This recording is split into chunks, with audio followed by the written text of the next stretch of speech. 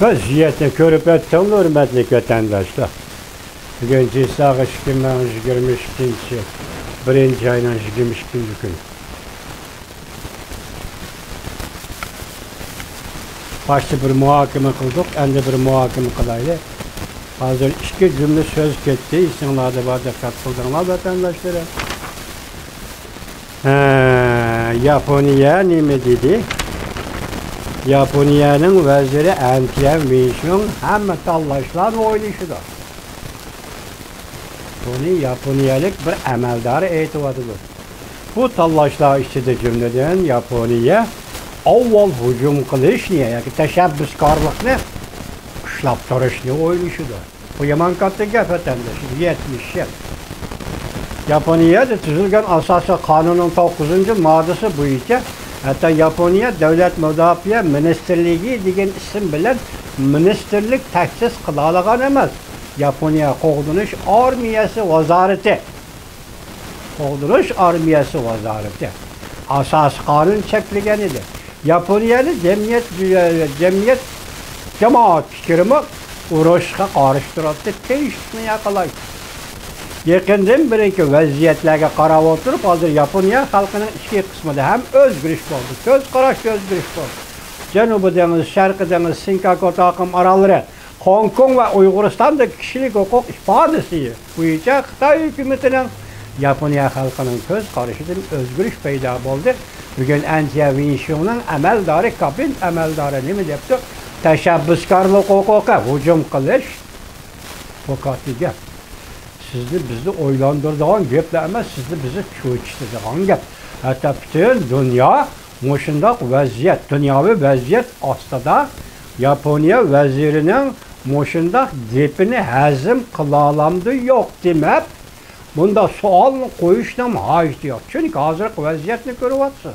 Başlaydı ki Prezident Joe Biden bilen Japonya'nın veziri Jungo'nun kun sayin küçüyüp kelayotgan harbiy kuchi to'g'risida muhokama ilib bordi, fikr almashdi deydilar. Gap oshkor bo'lib o'tirg'i chiqdi hozir. Biz dedik kishilik huquq nuqtai nazarda yil 5'ida, Uyg'ur 5'ida siyosat, xalqaro siyosat, Amerika boshchiligidagi, Yaponiya boshchiligidagi xalqaro siyosat tuzilyapti desek bu mubalag'a bo'lmaydi. Yani shunday narsa isimlari bo'lsin, hozir Antiyan Vinşun Yaponiya vaziri hujum qilish huquqini yoki tashabbuskorlik huquqini ushlab turamiz deganda men sizlarga bir misolni so'zlab beray.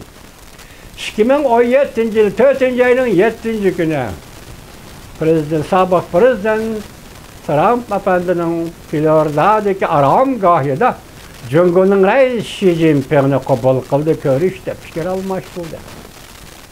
İsimlari va 2017-yildan boshlab Uyg'urlar qartilgan siyosat Xitoyning ham o'zgarishga boshladi vatan. Shu vaqtda javoban Osiyoni ziyorat qilib, 11-oyning 1-kunidan 8-kunigacha degidak. Sobiq prezident Trump Osiyoni ziyorat qildi, Yaponiya, Koreya, ondan keyin Beijing ziyorat qildi. Shu vaqtda sobiq prezident Trump Havayga, Osiyoga uchadigan taraf Havayga, Honoluluning poytaxti Havayga, ya'ni tarixdagi Pearl Harbor portiga ziyoratga berib turib, shunday bir og'iz gap qildi vatandosh. Çavşan meselesini, Asiyanın meselesini hal qilishni Yaponiya o'z oldiga bir taraf qildi. Bu bundan 4 yil, 5 yil burungi gap edi vatandosh. Endi bugun yani shu so'zga javob bergandek yoki ma'qul degandek yoki shunday qilamiz degandek Yaponiyaning vaziri Antiyan Vinşun nima dedi? Tashabbuskorlik bilan hujum qilishni, bu huquqni, bu tashabbuskorlikni biz qo'limizni ushlab turamiz dedi vatandoshlar. Bu katta gap vatandosh. Buni yana davomli tahlil qilishimiz mumkin edi, lekin bugun bu yerda to'xtaymiz bu tahlilning Yaponiya to'g'risidagisidan. Endi oxirida Amerika Qo'shma Shtatlarining prezidenti Joe Biden va bir hukumatning amaldori nima dedi? Mundaq dedi. Prezident Joe Biden məmurə dairləri nəhayət tez arada Çavuşan meselesini bir taraf qıladigan. Avvalғы gepdimi iş pişken bir mesele, bir gep oldu bu vatandaş. Çavuşan meselesini bir taraf qıladigan. Sabah Prezident Trump davrida 3 qatim ko'rishdi Çavuşanning boshlig'i Kim Jong Un. 3 qatim ko'rishish badaliga 3 yilgacha yadro sinaq qilish, raketa sinaq qilishini to'xtatdi. Biz buni bilan mo'tadillashdi deb qaraymiz, biz oddiy qaraymiz bu ishga. Lekin bir hafta bo'ldi, yana raketa sinaq qildi, yana atom qurolli, yadro qurollari sinaq qildi. Demak, Kim Jong Un degan kishi bu va'dasida to'g'rimidi? Amerikaga bergan va'dasi to'g'rimidi? Endi bugun mana endi Prezident Joe Bidenning hukumat amaldorlari nima dedi? Nəhayət tez arada Çavuşan meselesini bir taraf qıladigan tədbirlarni e'lon qilamiz. Endi bunun içinde vatandaş, Yaponiyaning vaziri Anthony Shong, Amerika Qo'shma Shtatlarning prezidenti Joe Bidenni taklif qildi. Yaponiyani ziyorat qilish taklif qildi. Endi hozir prezident bo'lib Oqsaroyga kirgandan keyin tunji qatim Osiyoni ziyorat qildi. Yaponiyani ziyorat qildi degan gap. 4 davlat yig'ini ochildi degan gap. Anandan hammadan bo'ymi bu juma kuni o'tkazilgan Yaponiyaning vaziri bilan prezident Joe Biden o'rtasida ikrar yig'ini. Bu katta yig'in ikki masala deyla hozir. İki mesele, kişilik hukuk ait iki mesele, Hong Kong meselesi, Uygurustan meselesi. Endi jahonning vaziyatiga va ijtimoiy tahdidlarga munosabatli iki mesele. Nima? Yaponiya urush tashabbuskorligini, avval hujum qilish tashabbuskorligini ushlaydi. Ikkinchi masala Oqsaroy ma'muriy amaldori nima dedi? Amerika Qo'shma Shtatlar yaqin orada Çavuşan meselesini bir taraf qilishni tadbirlar e'lon qiladi dedi. Buning keynini siz bog'lab tasavvur qiling. Yoki ulanma tasavvuri orqali tasavvur qiling vatandosh. Nima deymiz? Çavuşan meselesini hal qilish degan so'z Jungo meselesini hal qilish deganlik bu emas bu. Bu tabiiy oldi shunday qiladi. Tabiiy oldi. Chunki Çavuşan bilan Jungoning o'tirishga munosabat sizga ayon, dunyoga ayon. Hozir Çavuşan meselesini hal qiladigan tadbirlar yaqinda e'lon qilindi. Xo'sh, Jungo apandi sizchi, sizning masalangiz shuning ishidimi qanday?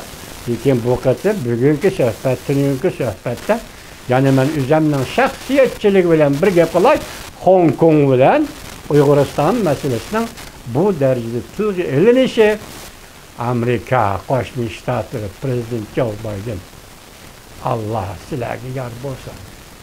Yaponiyaning vaziri Anthony Shong bu qatim yangi so'z, yangi iboralarni ishlatdingiz. Yaponiya ro'yga. Allah madad versin. Biz bendeler, aciz bendeler, biz şu dua bilen kalımız. Dua kılımız. Yaponiya ro'yga, bu qatim uyg'ongan Yaponiya ro'yga Allah madad versin. Çünkü hozir bu ikki davlatning suhbati, ittifoqdosh davlatning suhbati. Mesela Asya'da, Tinch Okeani, Hindi Tinch Okeani rayonida har qanday tahdidga Yaponiya bilan Amerika birlashib qarshi o'tirish shartnoma bor. Mayli Sinkako, mayli sharqidan, mayli janubidan. Mana mushu yerga yetdi, mushu yerga keldi deymiz. O'tganda biz sizlarga 3 dona avomatga degan edik. Yaqindan beri 5 dona avomatga chiqsa Jungoni qarshi avom. Endi hozir bugun yana bir yangi xabar keldi. O xabar halqalıq paytlar Tayvandan to'g'ri bitdi. Bugun 22-kun nima dedi? Odamsiz aeroplan va odamsiz harbiy parvon. Odamsiz aeroplanni bilib oldik. Siz biz bilib oldik. Hozirgacha odamsiz harbiy parvon deganni anglamagan edik. Demak, hozir bu davrga kirib ketdi. Amerika armiyasi endi Tinch okeani rayoniga kirib keldi. Rossiya armiyasi Ukraina chegarasida patparaqchilik qilyapti, ig'vogarchilik qilyapti. Endilikda Jungo armiyasi shu, hozir anglayman Jungo armiyasi 2 ayning 4-kundan boshlab qorliq dalada Qishliq murosim. Qishliq olimpik murosim o'tkazishni qo'g'daydi ekan va shayda amallik saqlaydi ekan deydi. Buning ichki siyosat bilan tashqi siyosat bilan munosabat qanday? Yani yaqin aralaqda o'zinglar ko'rdinglar radioda dedi. Şinjan Harbiy rayonunun qo'lidagi qurol yaroqlarni, raketa, minometlarni tegishib o'tdi. Yoki yeni zamonaviy qurol bilan qurollantirdi. 21-kuni deganda Mo'sha suhbatlar Yaponiya, Amerika ichki davlat rahbarlari suhbatlashayotgan Mo'sha suhbat jarayonida Jungo Kompartiyasi Tibet Harbiy rayonining qo'mondonini tegishib o'tdi.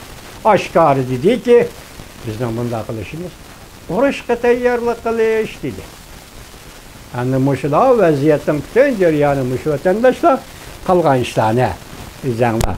Başta dedik-ku, ularni tasavvur, bir-biriga bog'lab turib tasavvur qilish jarayoniga olib kirsanglar bo'ladi, hurmatli vatandoshlar.